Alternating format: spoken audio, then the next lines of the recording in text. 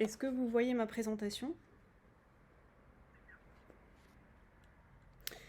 D'accord, donc dans un premier temps, merci à Valérie Lépine et Dorsa Bomram pour l'organisation de cette journée. Merci à tous les intervenants et les intervenantes pour la richesse des contenus partagés. Donc avec Sylvie Alimano, mon encadrante, on a préparé pour la journée d'aujourd'hui notre présentation autour de la santé au travail, reconsidération à partir du cas d'Uber. Alors, dans un premier temps, je commencerai par un cadre théorique qui permettra d'aborder la question de l'infocommunication santé au travail. À partir de là, on va avancer l'hypothèse d'une responsabilité individuelle de la prévention en santé. La communication organisationnelle, ce qui permet à la santé au travail d'exister au sein d'une organisation. Ensuite, je vais introduire notre cas d'étude d'Uber à travers l'évolution juridique d'un métier qui s'appelle le VTC. Je présenterai également l'outil méthodologique mobilisé pour enquêter sur notre population d'études, qui est les chauffeurs VTC.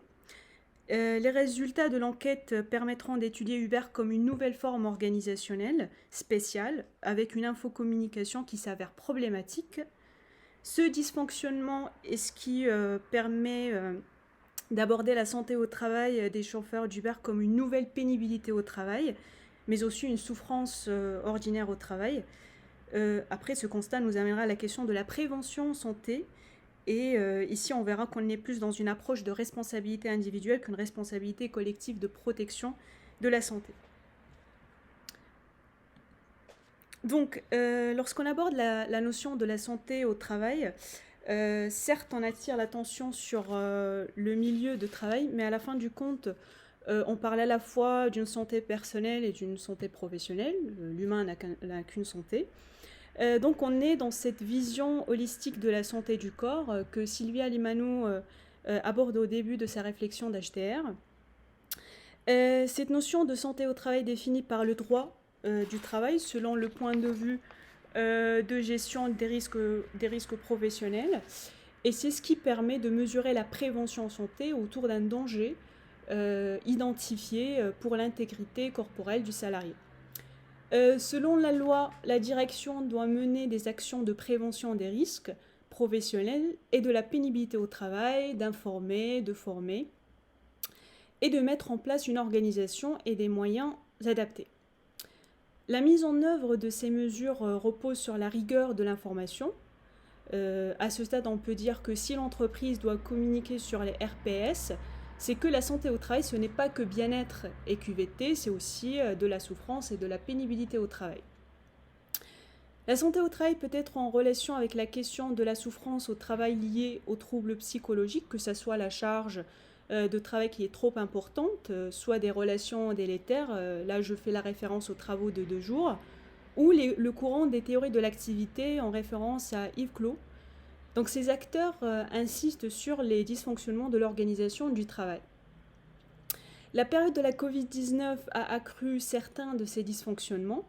Par exemple, on a des problématiques émergentes comme le télétravail chez les salariés liés à celle de la QVT, comme le précisent les psychosociologues Alto, Cobb et Grosjean dans l'ouvrage Qualité de vie.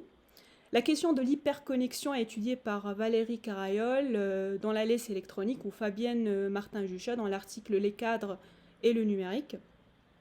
Et surtout les travaux issus du colloque Dark Side des organisations où il y a une forte mise en évidence d'un impact négatif de l'usage du numérique qui apparaît dans de nombreux travaux et notamment l'hyperconnexion des community managers, injonction ou propension de Nadia Hassani.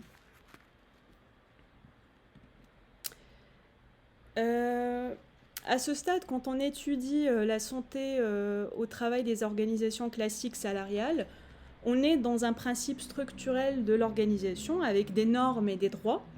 Ce sont donc des normes et des droits qui permettent à l'organisation de communiquer des informations rigoureuses sur la santé au travail. Mais qu'en est-il des organisations non salariales et non structurées par un droit du travail en matière de santé au travail? Que se passe-t-il donc dans ce cas? C'est à partir de cette constatation que nous avons avancé l'hypothèse de recherche suivante. La santé au travail dépend d'une conscientisation des risques technosociaux psychologiques de son environnement de travail à partir du moment où l'entreprise informe et forme à la prévention et communique sur ces risques de tous ordres. A l'inverse, s'il y a des défaillances, ça remet en scène la responsabilité individuelle ou ça va jusqu'à la maladie ou le suicide.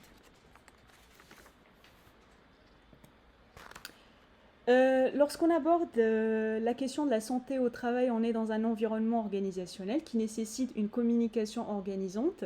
C'est pourquoi on dit que la santé au travail et la communication organisationnelle sont inséparables. L'organisation a une obligation d'information sur la santé et que par des instances comme le comité social et économique, il y a des remontées. Il y a donc des normes, par exemple de la RSE, qu'il faut appliquer en matière de la QVT ou autre, et des inspecteurs de travail qui débarquent pour vérifier l'application de ces normes. Sauf que ces obligations en matière de protection santé vont varier en fonction des formes organisationnelles. Par exemple, certaines normes de la RSE vont être obligatoires pour les grandes organisations salariales, mais pas pour les startups par exemple. Ensuite, on constate que les informations communiquées en matière de santé ne concernent pas les départements de communication des entreprises, ce sont d'autres instances qui sont chargées de faire ce travail. Dans la communication en matière de protection de santé, il y a un discours managérial qui procède de récits, comme le développe Nicole d'Almeida. Puis il y a les rationalisations, comme l'étudie Jean-Luc Bouillon, qui structurent les relations. On est donc dans des approches communicationnelles des organisations, les ACO. L'interaction est au cœur des actions de coordination, les régulations en situation. Elles peuvent être aussi normalisées afin de rationaliser l'activité de travail dans l'usage des dispositifs numériques. Donc dans cette approche infocommunicationnelle de normes, de procédures, de coordination des actions, etc., on retrouve un cas d'étude où existe un niveau plus développé de toutes ces formes de rationalisation, à savoir la plateforme Uber. Donc pour l'étudier, il importe d'aborder l'évolution du cadre juridique d'un métier qui s'appelle le VTC. En 2008, il y a eu la publication du rapport de la Commission pour la libération de la croissance française, qui a proposé de créer de nouvelles offres de transport qui dépassent les offres actuelles, à savoir les taxis. Donc le rapport a proposé, à l'instar de ce qui se passait à l'époque à New York et à Londres, de créer des voitures dites de petite remise, les VRP. Pourquoi il importe de citer ce rapport ? Parce qu'il va donner naissance en 2009 à la loi sur le développement et la modernisation des services touristiques qui a créé le dispositif VTC, voiture de tourisme avec chauffeur. Ce contexte va être favorable à l'installation d'Uber en France en 2011.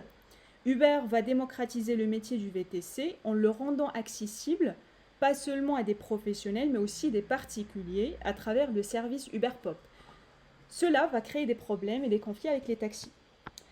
Donc cette situation, elle va nécessiter l'intervention de la loi relative aux taxis et aux voitures de transport avec chauffeur qui va interdire Uber Pop. Et le VTC passe de la tutelle du ministère de Tourisme à la tutelle du ministère de Transport. Mais ces réglementations n'ont pas suffi pour réguler l'hégémonie d'Uber. Il a donc fallu faire appel à la loi Grand-Guillaume en 2016 qui a serré les conditions d'accès au VTC, mais cette loi, encore une fois, ne va pas être appliquée en totalité. Son décret va être annulé en 2019 après une opération de lobbying importante faite de la part d'Uber.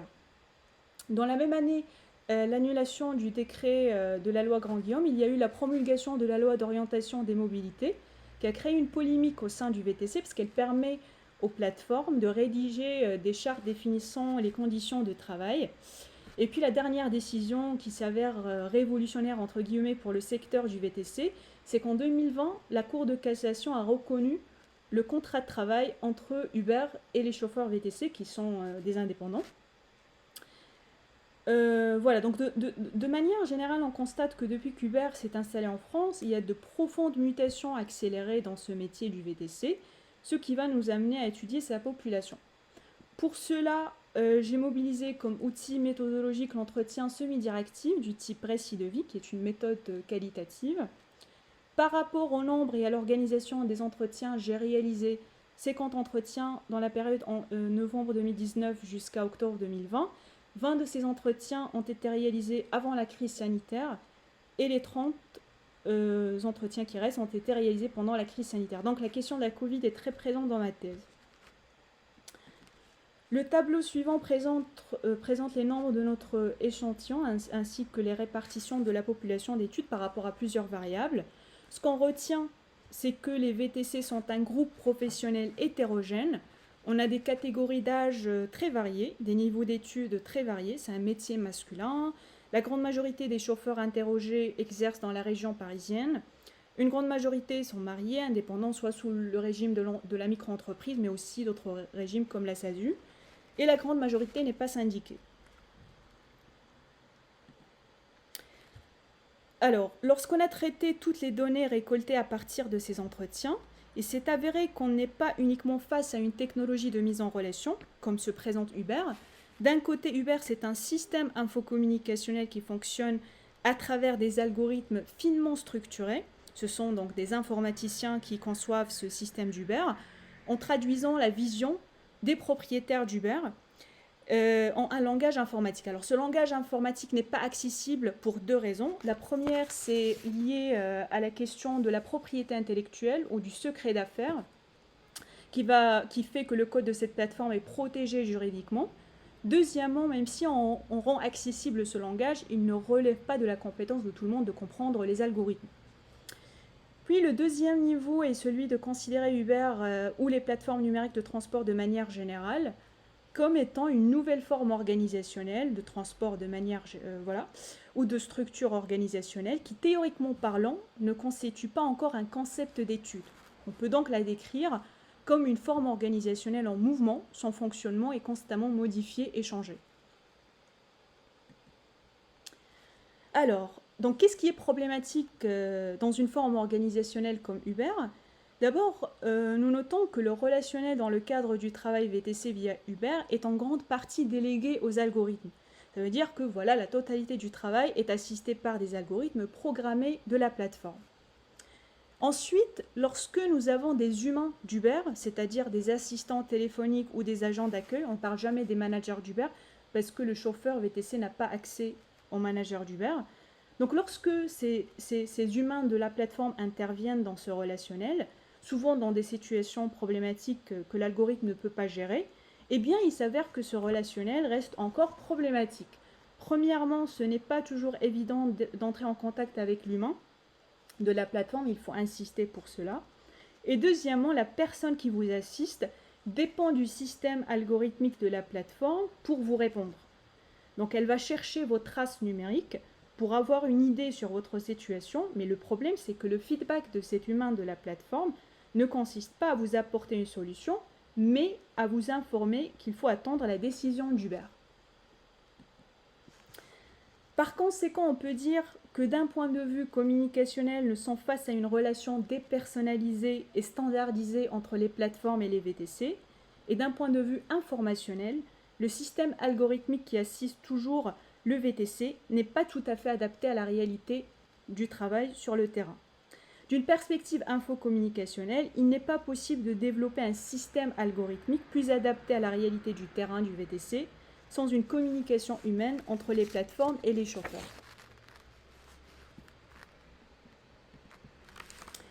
Dans cette conjoncture, et d'après les témoignages, on peut dire qu'on est dans une approche de souffrance au travail ordinaire parce qu'il faut savoir que le métier du VTC est de nature difficile. Les chauffeurs exercent un métier qui est flexible, qui demande une disponibilité permanente. Si vous avez un portefeuille client et qu'à chaque fois vous avez des horaires flexibles, vous n'allez pas risquer de dire non à vos clients pour juste dormir encore plus ou pour manger à des heures fixes. C'est un métier qui exige beaucoup d'heures de travail. Vous ne pouvez pas faire une trentaine d'heures par semaine et espérer gagner votre vie. Et donc, ces situations engendrent différentes formes d'épuisement au travail, comme le mal de dos, de genoux, mal de yeux, troubles digestifs, etc. Lorsque ce métier passe par l'intermédiaire des plateformes, la situation s'aggrave. Pourquoi ? Parce qu'un VTC chef d'entreprise peut décider de ses prix de prestation, alors qu'un VTC des plateformes ne peut pas. Il y a déjà cet aspect de dépendance envers les plateformes qui crée de l'isolement, de la pression, des tensions, etc. Donc pourquoi le métier du VTC s'aggrave quand il est exercé via Uber ? On a ce qu'on appelle les phénomènes d'accélération des courses. Le système algorithmique de la plateforme qui fonctionne par exemple dans des zones géographiques connaissant un flux important de demandes comme Paris, ça va attirer le VTC dans une expérience d'enchaînement des courses, parce que cela consiste en un envoi constant et rapide des courses au chauffeur avant qu'il termine celle qu'il est en train de faire. La notation du client va rajouter une pression à cette situation si elle est estimée inférieure ou suivie d'un rapport de mécontentement. Donc le VTC va devoir faire plus de courses pour se rattraper. Donc comme c'est illustré dans le dessin, la plateforme possède une base de données très importante, ce qui lui permet d'être toujours dans un processus opérationnel d'envoi constant des courses au chauffeur. Et comme vous voyez, le nombre de flèches de mise en relation directe et instantanée montre la présence d'un nombre important de courses par rapport à un nombre inférieur de VTC. Ici, ça va être le contraire. Dans un phénomène d'attente des courses, la situation, voilà, donc le VTC, il est en train d'attendre les courses, mais la situation, elle ne va pas différer en termes de souffrance au travail, parce que le VTC, il va entrer dans ce phénomène d'hyperconnexion, parce qu'il est en train d'attendre l'arrivée des courses. Donc, quand vous voyez sur le dessin, il y a une seule flèche de mise en relation, c'est-à-dire une seule demande de course pour 2 voitures de VTC, voire plus. Donc, le tableau suivant regroupe les différentes formes d'épuisement au travail liées à ce système de plateforme d'Uber. Alors, comme vous pouvez le constater sur le tableau, on va voir à la fois des maladies professionnelles qui sont reconnues, par exemple le mal de dos, mais aussi d'autres formes de souffrance non reconnues, mais qui sont liées au travail selon les interrogés. De manière générale, on constate qu'il y a un impact négatif du travail VTC via les plateformes. Cet impact est visible à la fois sur la santé psychologique et mentale et la santé physique. Alors, ces différentes formes d'épuisement au travail vont varier en fonction de plusieurs facteurs, tels que l'âge, les expériences professionnelles, la personnalité, l'esprit entrepreneurial, l'appartenance ou non à un syndicat, et ainsi de suite. Donc maintenant, quelles sont les actions organisationnelles d'Uber et les actions individuelles des chauffeurs de prévention en santé? En ce qui relève des actions d'Uber, on constate par exemple sa déconnexion des chauffeurs au bout de 10 heures de connexion, qui est équivalent en vrai à 12 heures voire 14 heures de travail par jour. Et c'est pendant la crise sanitaire qu'on repère plus d'actions en prévention en santé, la distribution des masques, des gels hydroalcooliques, le remboursement des parois de séparation. Uber demande aussi aux VTC, depuis le début de la crise, d'envoyer un selfie avec le masque avant de leur donner accès à la plateforme. Donc toutes ces actions relèvent de l'initiative d'Uber, il n'y a aucun contexte juridique qui l'oblige de le faire. Même si, par exemple, si on prend le port du masque, c'est obligatoire pour le VTC, mais le VTC peut tout à fait l'enlever après le selfie. Donc après, en ce qui concerne la déconnexion au bout de 10 heures, un VTC, c'est un multiplateforme. Il peut se déconnecter d'Uber et se connecter sur une autre plateforme. En ce qui relève des actions individuelles de prévention en santé, on est vraiment dans un raisonnement qui va différer d'un chauffeur à un autre, parce qu'on est face à un groupe professionnel très hétérogène, mais de manière générale, on constate que la conscientisation de la santé en environnement de travail chez les VTC a évolué entre 2011 et 2021. Cela ne veut pas dire qu'il y a un aspect amélioratif ou pas. Uber ne prend toujours pas en charge les chauffeurs en termes de santé, mais il y a un effet de conscientisation par le partage des expériences sur les réseaux sociaux numériques, les forums en ligne, etc. Donc de manière générale... Oui. Oui, alors je vais avoir la conclusion juste après. Donc de manière générale, on peut dire que ces actions individuelles de prévention sont accentuées, par exemple, déjà avoir un véhicule en bon état, être assuré, avoir une protection sociale, une assurance maladie, ne pas aller au-delà de ses capacités. Il y en a certains qui font le choix de ne pas travailler le soir, etc. etc. Donc finalement, on est avec une plateforme qui donne une automatisation de la communication organisationnelle et prévention en santé. Cette automatisation de la communication induit une action plus individuelle qu'organisationnelle. Il y a donc une approche de la responsabilité individuelle non collective. Ce changement de forme infocommunicationnelle que représente Uber construit une organisation assez particulière, c'est-à-dire que les plateformes comme Uber, ce ne sont pas des plateformes collaboratives. Ce ne sont pas des réseaux d'entreprises. ce ne sont pas des plateformes électroniques de services, ce ne sont pas des plateformes internes de compétences, ni des communautés en ligne comme disent Galibert et Cordelier. Du coup, qu'est-ce que c'est que Uber et les plateformes de transport? Ce sont des plateformes informationnelles de coordination de l'activité de service à responsabilité collective informationnelle très limitée. La seule responsabilité qu'ils ont sur la santé est une responsabilité donc informationnelle très limitée. On ne partage pas toujours des informations rigoureuses. Exemple, lorsqu'on fixe le temps de travail à 10 heures de connexion, qui est équivalent à 14 heures, 12 heures de travail, parce que Uber ne va pas compter le temps d'approche, ni les vides entre les courses. Et quand on compare cette situation avec la réglementation des chauffeurs routiers, qui ne doivent pas dépasser 9 heures de travail par jour, eh bien on se rend compte que la règle fixée n'est pas rigoureuse.